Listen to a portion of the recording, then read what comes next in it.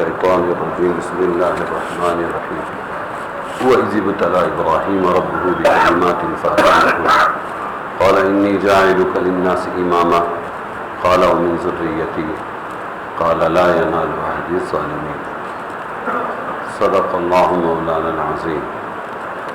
یہ آیت گزشتہ تفسیر میں پڑھی گئی تھی، اس کا ترجمہ بتایا گیا تھا کہ اللہ تعالیٰ نے ابراہیم علیہ السلام کا امتحان لیا چند کلمات کے ذریعے، اور پاس ہونے پر فرمایا میں آپ کو لوگوں کا امام اور پیشوا بناؤں گا۔ تو انہوں نے درخواست کی کہ میرے بچوں میں سے بھی آپ بعض لوگوں کو امام بنائیں گے، یہ ہماری درخواست ہے۔ تو اللہ نے لیکن اچھوں کو، ظالموں کو نہیں، میرا عہد ظالموں کو نہیں پہنچا۔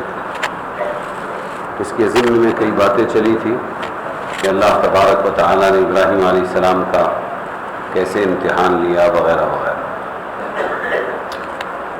جیسے یہ امتحان کس کس عنوان سے لیا گیا، پھر یہ کہ کامیابی کس صورت اور کس نوعیت کی رہی، انعام کیا دیا گیا، اس کی حیثیت کیا تھی، اس انعام کے لیے جو ضابطہ مقرر کیا گیا اس کی تفصیل۔ تو ایک ایک بات بیان کی جا رہی تھی، اور یہاں تک ہم پہنچے تھے کہ اللہ تعالیٰ کے نزدیک صرف باتوں سے کچھ نہیں ہوتا، بلکہ قابل قدر جو چیز ہے وہ اخلاق و کردار اور عملی ثابت قدمی، عملی طور پر جمنا۔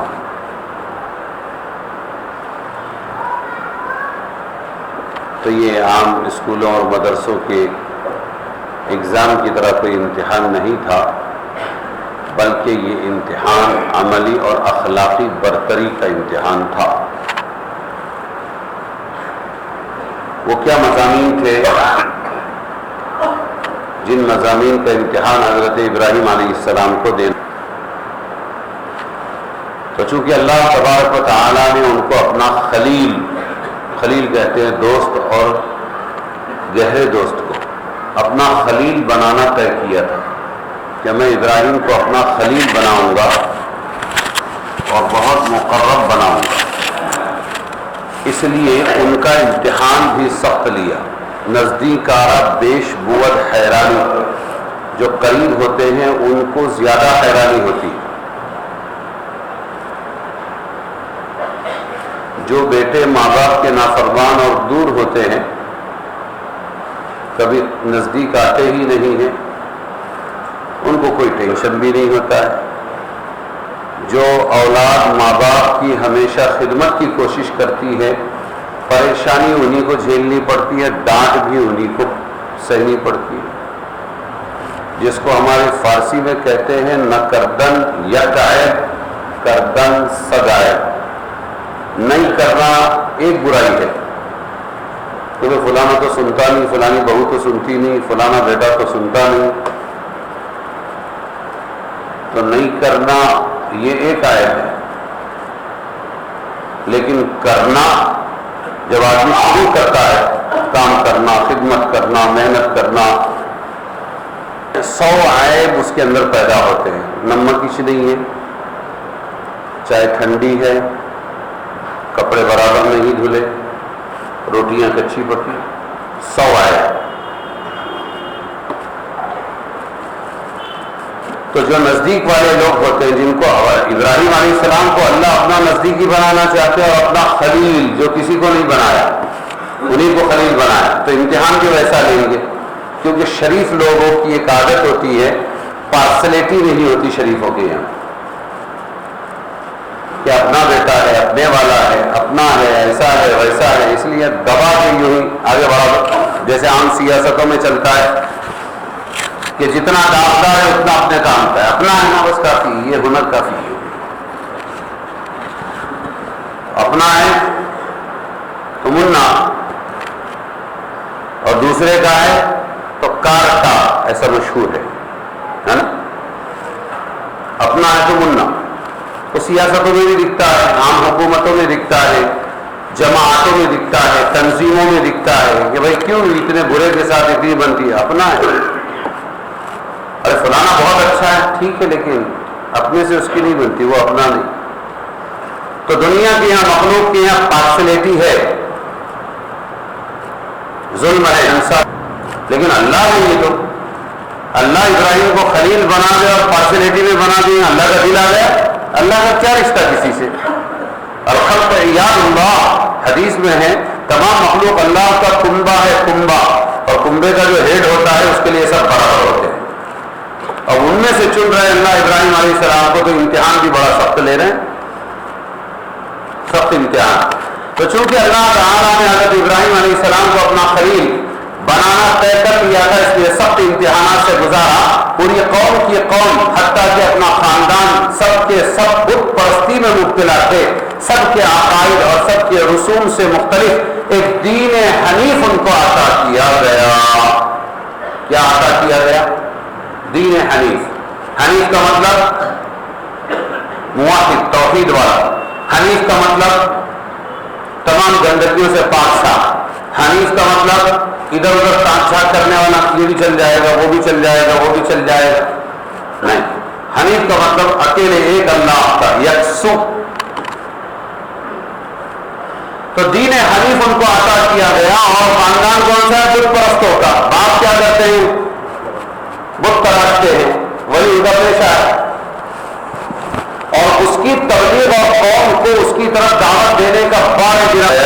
ذرا دیکھو کہ بیٹی ذرا پلو لے سر پر، کتنا تولنا پڑے گا کہ پتہ نہیں بیٹی ناراض ہو جائے گی، بیٹے ذرا نماز پڑھا کر بولو۔ آج پرانوں کی جو نمازی ہے ان کی گھر میں ایک ہی دشمنی ہے، تو پورا واپرنا نچوڑنا تو جانتے ہیں، اللہ کی نعمتوں کا استعمال تو کرتے ہیں، لیکن وہ دین پر چلنے کے لیے تیار نہیں۔ تم خالی دو، باقی عقل ہم کو مت دو، عقل اپنے کو ہے، اس پر جھگڑے، ہاں ٹینشن ہے، ایک الگ موضوع ہے۔ تو ایک تو بت پرستوں، بت پرست خاندان میں، بت پرست قبائل میں، بت پرستی کے ماحول میں پیدا کیا، اور دین حنیف دیا، ایک اکیلے اللہ والا دین، اور پھر یوں کہا کہ اپنی قوم میں اس کی تبلیغ کرو۔ کتنا مشکل ہے، کیسے بولیں گے؟ فوراً جملہ یہ نکلتا ہے، ارے چپ بیٹھ، ہمارا پالا ہوا، ہمارا پیدا کیا ہوا، ہم کو سکھانے ہیں، بڑوں کی طرف سے یہ بات آتی۔ تو آپ پر ایک بوجھ ڈالا گیا، آپ نے پیغمبرانہ جرأت و ہمت کے ساتھ بے خوف و خطر قوم کو خدا وحدہ لا شریک لہ کی طرف بلایا، ایک اکیلے اللہ کی طرف آ جاؤ۔ بت پرستی کی شرمناک رسم کی خرابیاں مختلف عنوانات سے بیان کی، عملی طور پر بتوں کے خلاف جہاد کیا، یہی تھے بت توڑنے والے، کیا کہتے ہیں اس کو، ہتھوڑا ہی ہے نا، ہاں ہتھوڑے سے بت توڑنے والے تھے، بتوں کے خلاف جہاد کیا، پوری قوم کی قوم آمادہ جنگ و جدال ہو گئی، لڑنے کے لیے تیار ہو گئی۔ بادشاہ وقت نمرود اور اس کی قوم نے آپ کو آگ میں ڈال کر زندہ جلا دینے کا فیصلہ کر لیا۔ اللہ کے خلیل نے اپنے مولا کی رضامندی کے لیے ان سب بلاؤں پر راضی ہو کر اپنے آپ کو آگ میں ڈال دینے کے لیے پیش کر دیا۔ اللہ تعالیٰ نے اپنے خلیل کو امتحان میں کامیاب پایا تو آگ کو اللہ نے حکم دیا، قلنا، ہم نے کہا، یا نار، اے آگ، کونی، ہو جا بردن، ٹھنڈی ہو جا، وہ سلامہ، اور سلامتی والی ہو جا، علی ابراہیم، ابراہیم پر۔ جس وقت یہ حکم خداوندی آتش نمرود کی آگ کے متعلق آیا تو اللہ کا حکم چونکہ عام تھا، اے آگ ٹھنڈی ہو جا، الفاظ عام تھے، کسی خاص آگ کی تعین کر کے حکم نہیں دیا گیا تھا، اس لیے پوری دنیا میں جہاں کہیں آگ موجود تھی، اس حکم خداوندی کے آتے ہی اپنی اپنی جگہ ہر آگ ٹھنڈی ہو گئی، اور آگ نمرود والی آگ بھی اس زمرے کا فرد بن کر ٹھنڈی پڑ گئی۔ قرآن میں لفظ بردن کے ساتھ سلامہ کو جوڑا اللہ نے، اے آگ ٹھنڈی ہو جا اور سلامتی والا۔ یہ کیوں؟ کسی چیز کی ٹھنڈک حد اعتدال سے بڑھ جائے تو وہ بھی برف کی طرح تکلیف دہ مہلک ہو جاتی ہے۔ سزائیں دونوں قسم کی ہے، بالکل تپتے ہوئے لوہے پر لوہے کے چکے بھی ہیں، آگ پر سلانا مٹانا بھی ہے، داغ دینا آتے نکالنا بھی ہے، تو گرمی بھی ایک سزا ہے اور برف کی سلوں کے اوپر سلا کر سزا دینا ٹھنڈک بھی ایک سزا ہے. اس لیے ابراہیم پر کہیں آگ اتنی ٹھنڈی نہ ہو جائے کہ وہ خود سزا بن جائے، اس لیے ساتھ میں سلاما لفظ سلامتی کو جوڑ دیا. آگ ایسی ٹھنڈی ہو جائے جو سلامتی والی ہو، جیسے اے سی، جیسے ہوا پنکھے کی، جیسے ٹھنڈا پانی جو پی لیتا ہے حد اعتدال سے بڑھ جائے تو وہ بھی برف کی طرح تکلیف دہ بلکہ مہلک ہو جاتی ہے. اگر لفظ سلامہ ارشاد نہ ہوتا تو ممکن تھا کہ آگ برف کی طرح ایسی ٹھنڈی ہو جاتی جو بجائے خود ایک عذاب بن جاتی. جیسے جہنم میں ایک عذاب ہے جس کا نام زمہریر ہے قرآن میں، وہ ٹھنڈک والا عذاب. اس امتحان سے فارغ ہو کر اب یہ ایک امتحان کاہے کا ہوا اللہ کی طرف سے ابراہیم علیہ السلام کا، سختیوں سے گزار کر دین حنیف کی دعوت میں لگانا، ماحول سماج اور رواج کے خلاف ایک توحید کی آواز بلند کرنا، اور پھر مصیبتوں کو جھیلنا حتیٰ کہ آگ میں ڈالا جائے. تو یہ ہوا دوسرا پارٹ اس امتحان کا. وہ یہ تھا کہ اپنے اصلی وطن کو چھوڑ کر، فرمایا یہ اصلی وطن میں رہتے تھے اپنے، تو فرمایا شام کی طرف ہجرت کر جائیں. یہ جس وطن میں رہتے تھے وہاں سے یوں کہا گیا ملک شام سیریا، وہاں پر آپ جائیں. یہ نبیوں کی سرزمین ہے سیریا، ملک شام، بہت نبی یہاں پر گزرے ہیں، وہاں جاؤ. حضرت ابراہیم نے رضا خداوندی کی طرف میں قوم و وطن کو بھی خیر بات کہہ دیا، وطن چھوڑ کر چلے اور اپنے اہل و عیال کے ساتھ ہجرت کر کے شام میں چلے آئے، ملک شام. اور قوم و وطن کو چھوڑ کر ملک شام میں قیام کیا ہی تھا کہ یہ حکم ملا کہ بی بی ہاجرہ، اس وقت یہی ایک بیوی تھی، بی بی ہاجرہ رضی اللہ عنہا اور ان کے شیرخوار بچے، دودھ پیتے بچے حضرت اسماعیل علیہ السلام کو ساتھ لے کر یہاں سے بھی کوچ کرے. اب ملک شام چھوڑو، ملک شام سرسبز و شاداب علاقہ ہے، زرخیز علاقہ ہے ملک شام. اب یہاں سے چلو. جبرائیل امین آئے، وہ رہبر تھے، اور دونوں کو ساتھ لے کر چلے. راستے میں جہاں کہیں سرسبز و شاداب علاقہ نظر آتا تو حضرت خلیل ابراہیم علیہ السلام فرماتے یہاں ٹھہرا دیا جائے. آپ کو بستیوں کے کنارے پانی ضرورت ہے انسان کو، اناج کے لیے، کھیتی کے لیے، مویشی کے لیے، خود کے پینے کے لیے. تو ملک شام سے چلے تھے تو جو معمول تھا انسانوں کے ٹھہرنے کا وہی کہا کہ یہاں سرسبزی و شادابی ہے، یہاں پر ٹھہرا دیا جائے ہم کو. راستے تو جبرائیل فرماتے کہ یہاں کا حکم نہیں ہے، منزل آگے ہے. جب وہ خشک پہاڑ اور گرم ریگستان آ جاتا ہے، کون سا؟ مکہ کا. آپ مکہ کے پہاڑوں کو اگر دیکھیں گے تو ایک پتھر کا پورا سعودیہ عربیہ نظر آئے گا. ہمارے یہاں کے پتھر تو پہاڑ ایسے ہوتے ہیں، پتھر ہے مٹی ہے، پتھر ہے مٹی ہے. وہاں ایسا نہیں، پتھر ہی پتھر کالا ہو بالکل، جیسے کہیں لاوا پھوٹا تھا اور پھر وہ بجھ گیا تو وہ لاوا پھوٹنے کے بعد جو منظر ہوتا ہے کالا پتھر، بس وہ ہے جہاں کچھ نہیں اگتا. جب وہ نظر آیا جہاں آگے کسی وقت بیت اللہ کی تعمیر اور شہر مکہ کی بستی بسانا مقدر تھا، اس ریگستان میں آپ کو اتار دیا جاتا ہے. اللہ تعالیٰ کے خلیل اپنے پروردگار کی محبت میں مسرور و مگن اسی چکیل میدان اور بے آب و گیا، بے آب و گیا، آب پانی، گیا گھاس، بے آب و گیا بغیر پانی اور بغیر گھاس کے اس چکیل میدان، اس چکیل علاقے بی بی کو لے کر ٹھہر جاتے ہیں. لیکن امتحان ختم نہیں. اس کے انداز کو کیا، مکتب عشق کے انداز نرانے دیکھے، مکتب عشق انداز نرانے دیکھے، اس کو چھٹی نہ ملی جس کا سبق یاد ہوا. ہمارے یہاں تو ایسا ہے، مکتب کے اندر یا تمہارے اسکول کے اندر آؤ چلو سبق سناؤ، سبق سنایا، یاد نہیں، جاؤ واپس یاد کر کے واپس آؤ، اور اگر یاد ہے کہ جاؤ اگلا سبق دے دیا، جاؤ چھٹی. لیکن مکتب عشق ہے، یہ مکتب کتاب قرآن نہیں ہے. عشق میں سبق یاد نہیں ہوا تو واپس چلے، لیکن عشق میں سبق یاد ہو گیا تو کام کو لگے، قبول کیا. مہینے کے بعد تو کہانی شروع ہوتی ہے نا، 60-70 سال. تو یہ ہے کہ ابھی یہ امتحان کے بعد کہ جنگل میں لا کر بسا دیا، نہ گھاس اگتی ہے وہاں، نہ پانی ہے، اور نہ کوئی چھت ہے نہ کوئی انسان، نہ مونس و غمخوار، یہ امتحان اسی پر ختم نہیں ہو جاتا، بلکہ اب حضرت ابراہیم علیہ السلام کو حکم ملتا ہے کہ بیوی اور اپنے بچے کو یہی چھوڑ دو، دودھ پیتا بچہ اور حضرت ہاجرہ یہاں چھوڑ دو، اور چھوڑ کر خود ملک شام واپس چلے جاؤ۔ کہاں جاؤ؟ ملک شام۔ اللہ کا خلیل حکم پاتے ہی اس کی تعمیل میں اٹھ کھڑا ہوتا ہے اور شام کی طرف روانہ ہو جاتا ہے، ملک شام۔ اور جب جا رہے ہیں تعمیل حکم میں اتنی تاخیر بھی گوارا، بیوی کو یہ کہ مجھے خدا کا حکم اچانک ملا ہے میں جا رہا ہوں، یہ بھی نہیں، چلے ملک شام کی،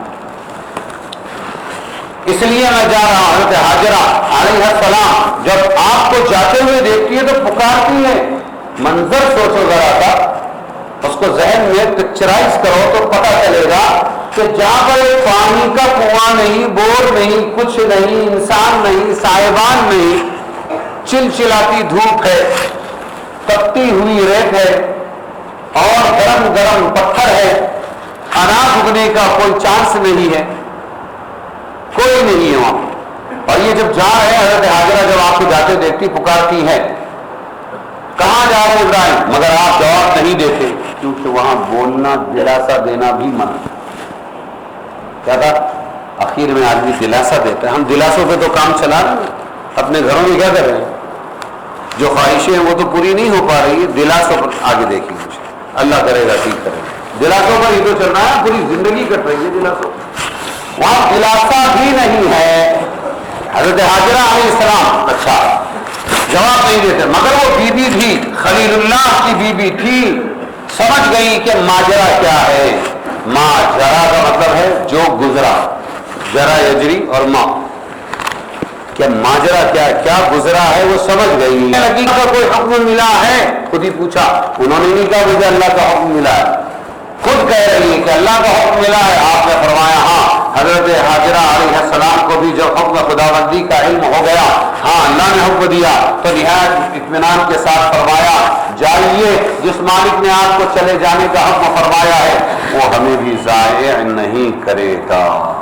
یہ ایمان والی کے بولے، انہوں نے وہ بویا تھا تو وہ کاٹا، ہم کتنی بھی قسمیں کھا لیں ایک دن میں اللہ والا ہوں، میں اللہ کے حکم سے میں اللہ، وہ بولے گی نہیں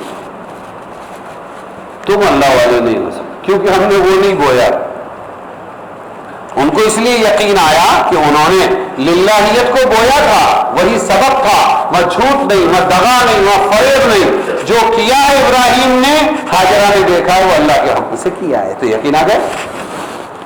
اور جواب کیا ہے؟ اللہ ہم کو ہرگز ضائع نہیں کرے گا، یہ فائدل جملہ ہے یہ ایمان کا۔ اب حضرت ہاجرہ اپنے وہ چلے گئے ابراہیم علیہ السلام، اب حضرت ہاجرہ اپنے شیرخوار بچے کے ساتھ، شیرخوار دودھ پیتا بچہ، دودھ پیتے بچے کے ساتھ اس لق و دق جنگل میں بالکل بے آب و گیا سرزمین میں وقت گزارنے لگتی ہے۔ دن گزرتے جاتے ہیں، پیاس کی شدت پانی کی تلاش پر مجبور کر بچے چھوڑ کر صفا مروہ کی پہاڑیوں پر بار بار چڑھتی ہے۔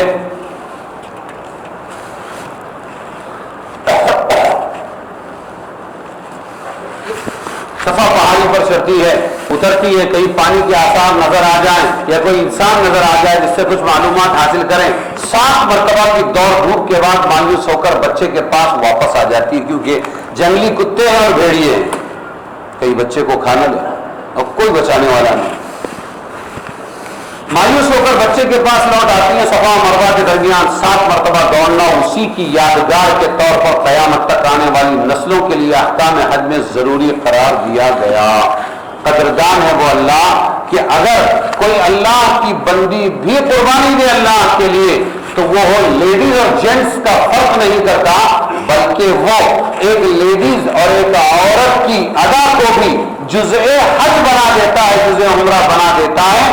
بعد کے آنے والے تمام نبی، تمام اللہ والے ایک عورت کی نقل کرتے ہوئے صفا مروہ کی سعی کرتے ہیں، ایسا قدردان ہے وہ۔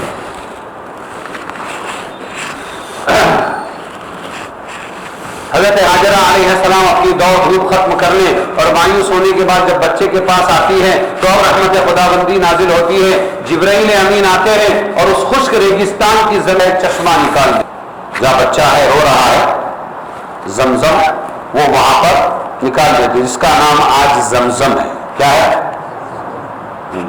زبان ایک دوسرے سے بہت ملتی جلتی ہے. اس کا واقعہ ہے پانی کو دیکھ کر اول تو جانور آتے ہیں، پھر جانوروں کو دیکھ کر انسان پہنچتے ہیں اور مکہ کی آبادی کا سامان ہو جاتا ہے، ضروریات زندگی کی کچھ آسانیاں مہیا ہوتی ہے. زم لفظ ان کی زبان کا تھا جو عبرانی سریانی زبان تھی، اور وہ یہ ہے کہ جب پانی ابل رہا تھا، خود بخود ابلنے لگا، پانی ابل رہا تھا تو حضرت حاجرہ نے جتنا جمع کرنا تھا